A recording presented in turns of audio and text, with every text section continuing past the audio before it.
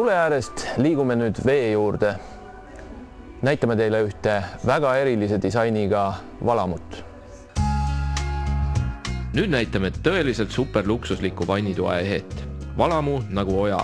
Selle ennenägematu vannitoa valamu, mis meenutab looduslikult voolavat koske, on loonud Rootsi disainer Johan Kauppi ja arhitekt Lars Sundström, kes tahtes tabada mägiojade vabadust, said selle vormimisel inspiratsiooni Euroopa kõige puhtama veega Rootsi rahvuspargist Abisko.